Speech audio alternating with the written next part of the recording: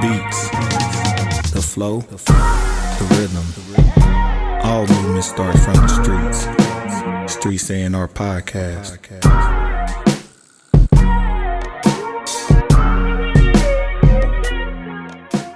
So yeah, man, we back. We wasn't done with that. We got some more spice. Let me put my glasses back on so I can read you niggas. This segment is brought to you by CC because she finna BB all on his ass. So facts. I'm gonna let you pick it back up because we didn't even talk about some shit. It's one thing to be spicy towards somebody that said something about you, but god dang, the whole album was sappy. And we talking about Drake. Just so if you only tune in this part, we talking about Drake and this debacle of a response and the debacle of an album that he actually came with. Very, very, very, very low effort shit he put forth. And very in his feelings, which now there's nothing wrong with having emotion, but there's a problem being in your feelings. Yeah. There's a difference being having emotions versus being in your feelings.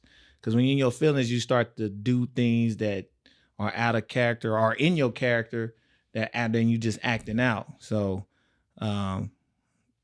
he had a lot of things to say about people that had nothing to do with nothing. That was minding their business, eating breakfast. Because this was at 6 a.m. They was eating breakfast. And he decided to throw some diss. Who all was he dissing? Like blatantly? Came for Kanye a little bit. Came for NBA Youngboy a little bit. Pusha T, slightly.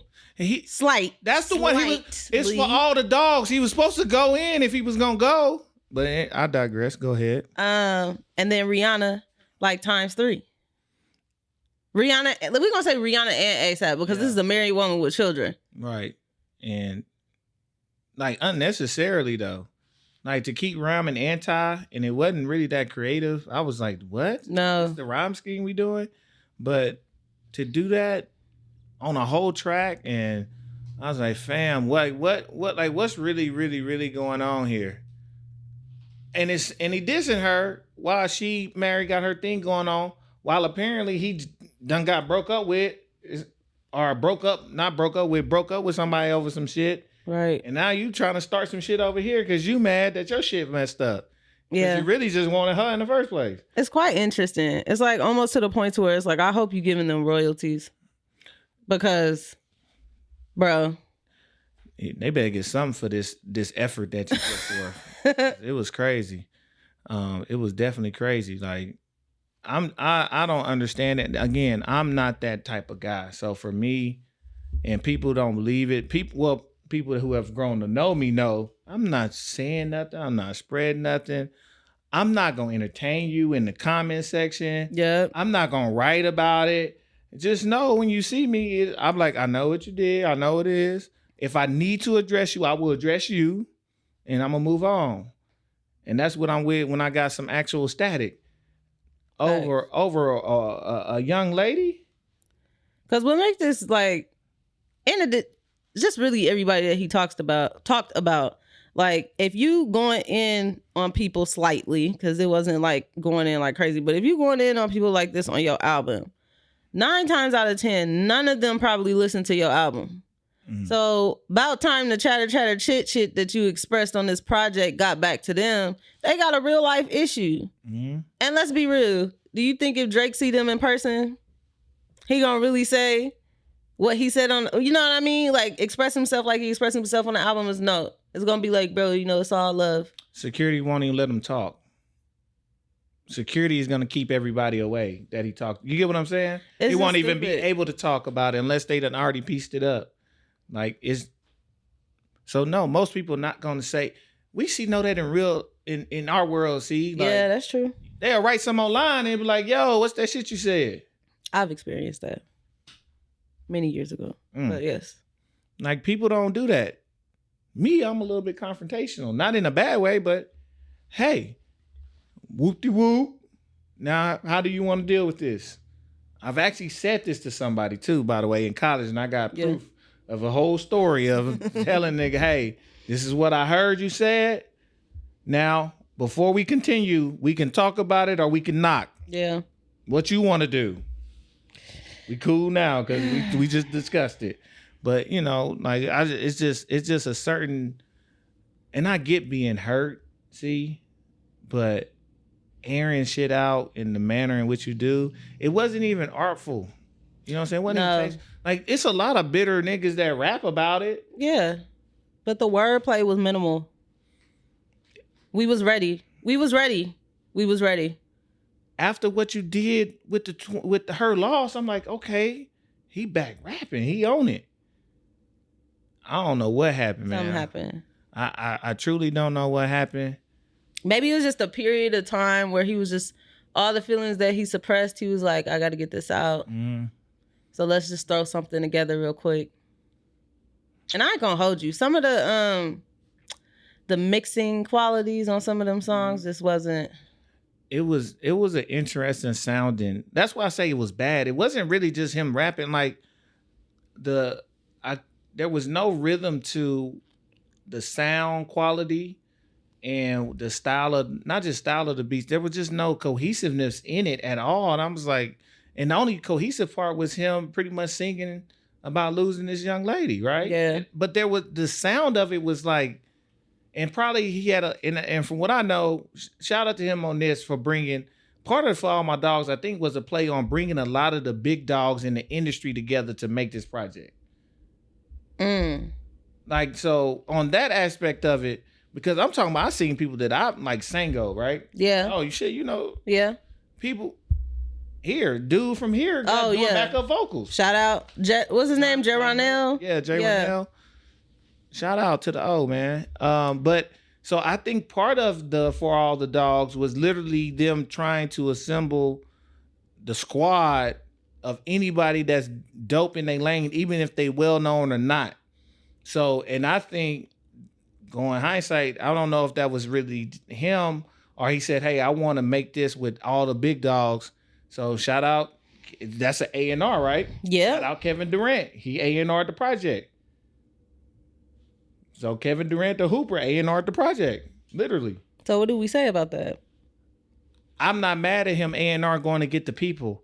I just think the product that was put out when they was in the studio, I don't think Kevin had nothing to do with that. Yeah, shoot, if I'm bringing the people, I want to hear something. Yeah. So Drake, you need some more arrangers and ears, call your girl up. Cause we ain't got no issue with you, but come on now. She said all that shit earlier. She got an issue with you. Not an issue, but nah, we know. We just know what it is. No, know yourself. Yeah, we know what it is. It can be business, but you know, it's whatever, man. So it's. I was just thoroughly disappointed. I don't, you know, it just sounded. I'm like, okay, all right, let's get the benefit of the doubt of the people. Mm-hmm. Let's say Uncle Joe Hayden, and again, go watch the first hour and 20 minutes of that show. They weren't hating. That nigga literally said, I like the project. No. He just said, stop fucking a 25-year-old girl. Leave him alone. This is true. Get some of your age. Ish. Closer. I like these conversations because, yes, we are not pleased with the product. We are not pleased. However, on one hand, what I do commend Drake for is staying current with the trends and with the times. However, just because you're staying current does not mean that you have to stoop to low levels just to fit in. Hey, sometimes currents go in the wrong into the wrong body of water now. And this is true. So a current can take you in the wrong place. And some of the current he did, there's so much good. Again, it was people on the project that are current, that are fly as shit. Yeah. That maybe should have had even more input on, like, hey, on my song, let's do this and whoop-de-whoop-de-whoop and get to it. Like, because there's some current shit that's super fly. I was just having an argument. Not argument. I mean, somebody said something on Facebook. I had to give my 2 cents. And they coming back at me like, nothing bad, but just like, you know, it ain't about your taste in me. I'm like, it ain't about my taste. There's fly current niggas now. Yeah. Music ain't bad. The music industry and what they pushing is bad. Mm-hmm. It's hella good dope shit out here.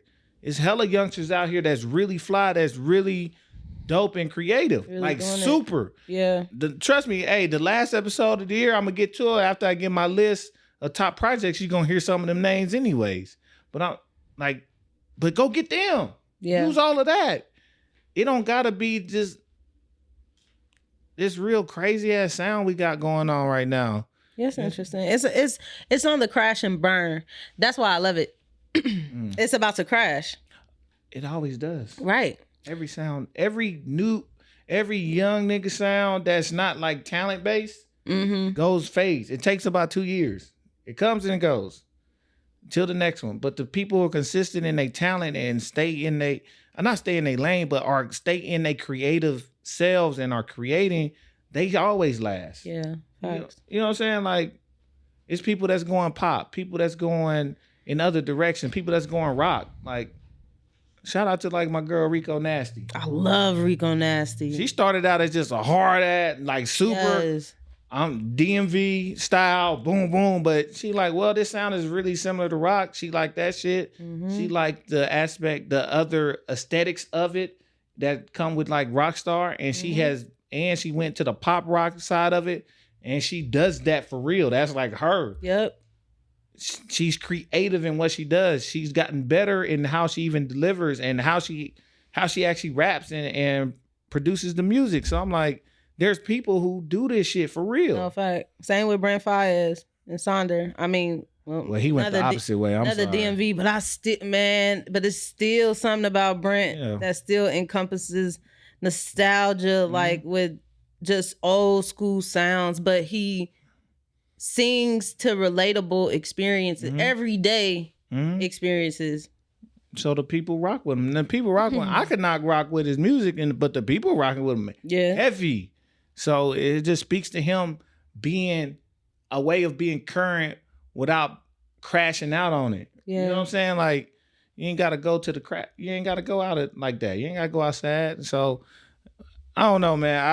I truly just think, I don't know. I think this was the album where he was in his feelings. Much like you said, I think he just had to get some shit off. This is the best way he could get it off as an artist.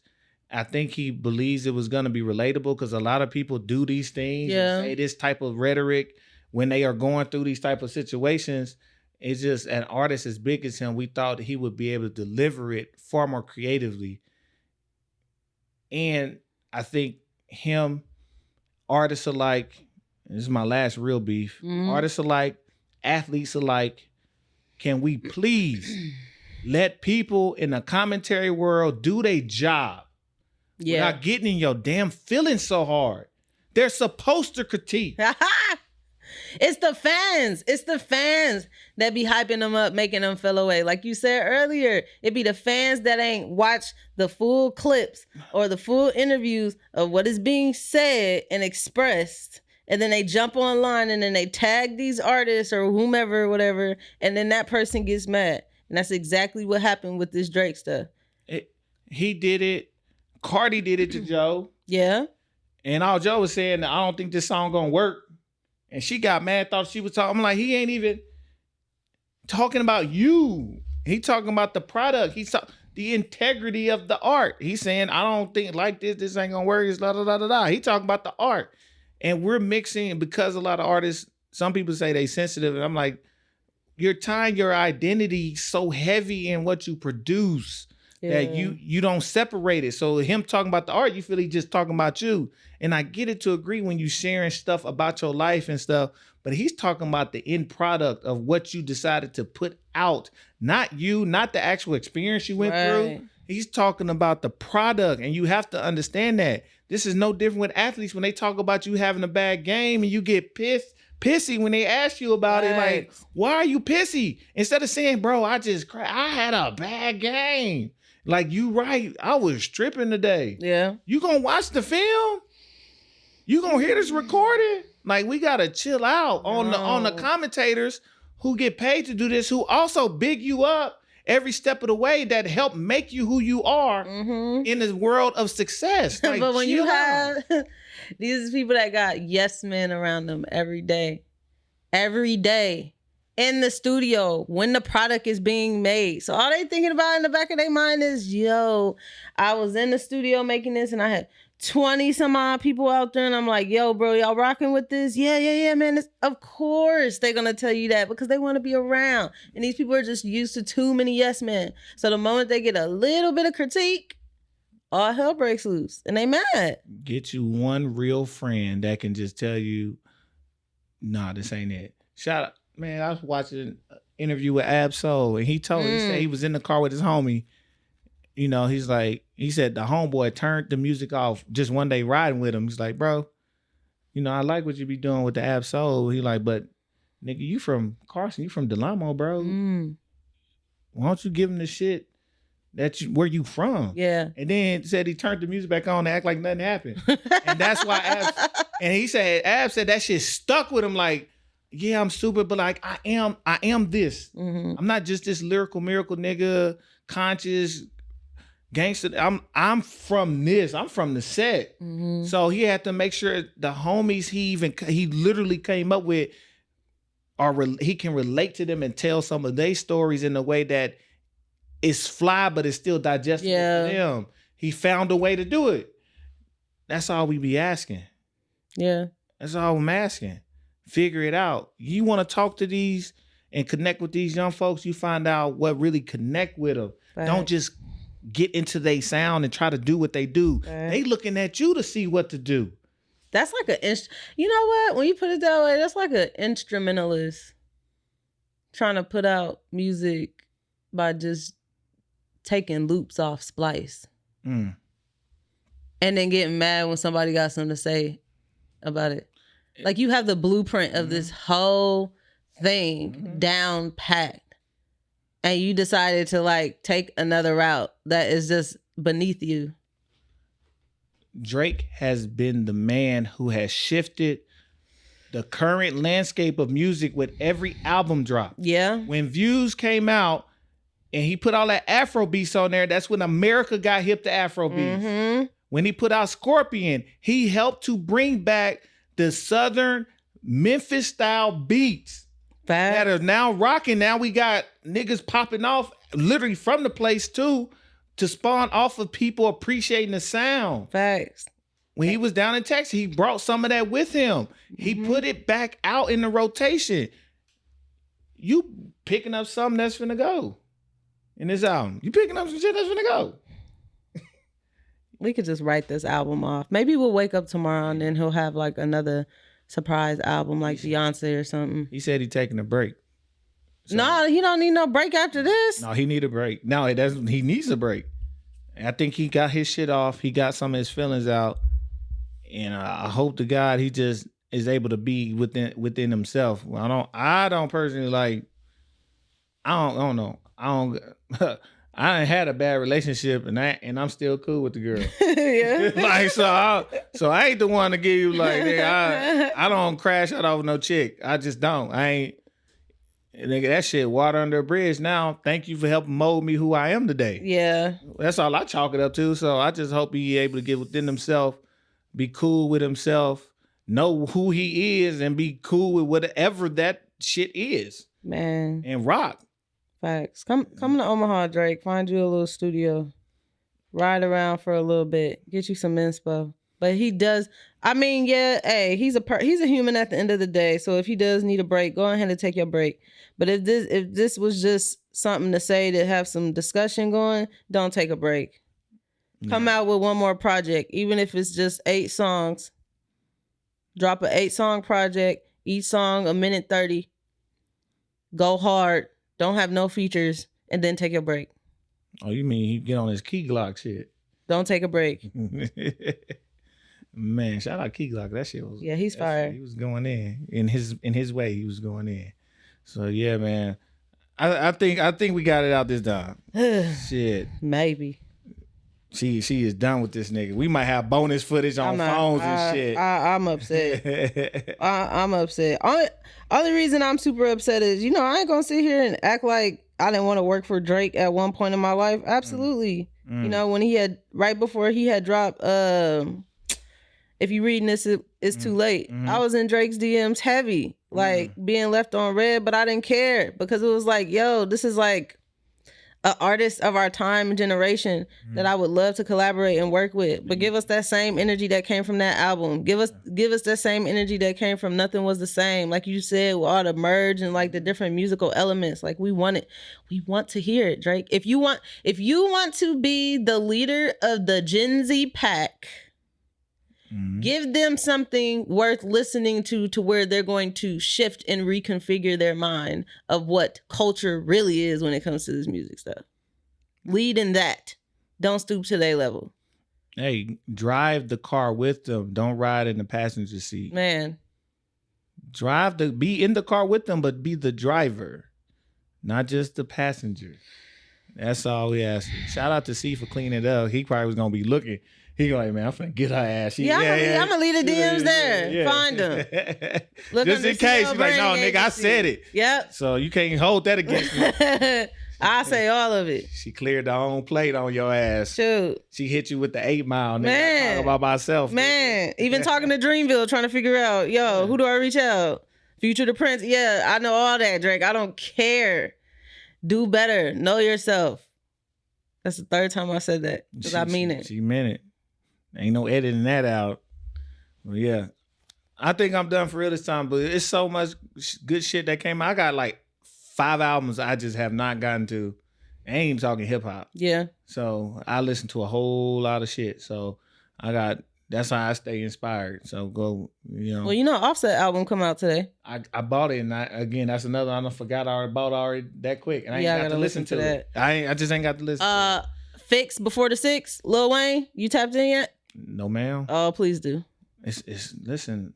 Please do. Listen, man. I'm up here, and I'm finna shout some people. I'm up here trying to listen to the Sex Tones. Oh, I feel you. I got an album called From Cartoons called Saturday Night. I'm trying to get. Oh, snap! I'm on a whole nother wave in music over here. Like, all right, let's go. Rap shit, yay! Hey, I'm over here. Jamie LaWoods dropped. Okay. You know what I'm saying? Like, I'm in a whole other realm. And I still ain't got to my nigga Jameson, man. Jameson dropped a new album.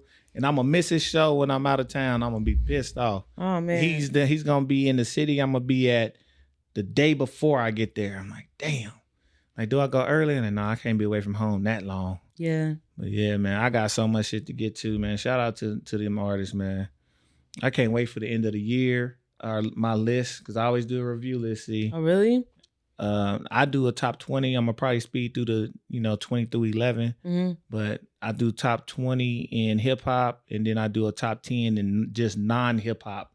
So that can be R&B, soul, jazz, whatever. I just put country. I put my top 10 just in non-hip hop. That list is gonna be strong as hell. The hip hop list is not as much. Well, send me the little slow mood you listening to now, cause I got you, man. I'm gonna play you one in a minute. Yeah, when we done, man. But man, we gonna get out of here, man. Drake, man, we know you better.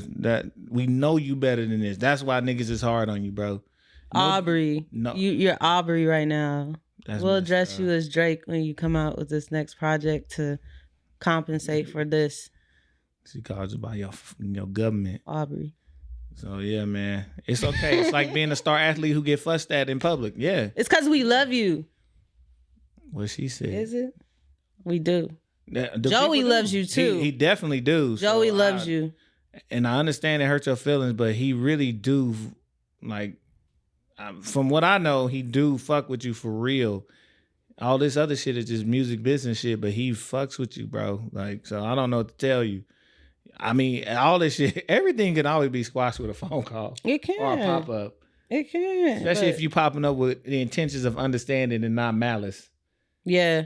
If you coming up with the intentions of understanding, it's always going to work out. Even if it don't suit you, you be like, no, we are done. Cool, but you know what it is and you good. So come with the good intent. Well, just with some intentions. Come with it. Y'all, Drake, you and Joey need to go have a couple lemon drops at Nobu in Malibu on the patio section, overlooking the water. Make it tranquil. Make it peaceful.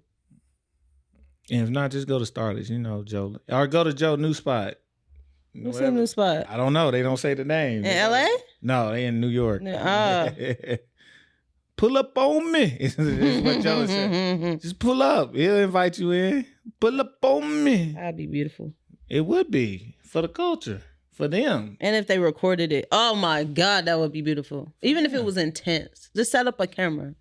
For them, just do what you do, but handle it. Handle your business. But yeah, man, we gonna get out of here. We gotta go support the homies out here in the city, man, doing big things. So, man, we gonna get up out of here for real, man. Again, Streets A&R. Hopefully this gonna be that bonus material. I'm gonna tell the little homie this bonus. We're gonna drop this a little later. But, man, make sure y'all stay tuned. We got a lot of big things coming up. You definitely gonna see your girl see a whole lot more moving forward, man. So rock with us, man. Streets A&R. That's Streets ANDR on all platforms. You can hear us on everything but Apple. And you know where to find us, man. Y'all know what to do, man. Let's get it. Stay an assassin. Stay creative. Get out your feelings. Get to it. And know yourself. 4. We out, man. Peace.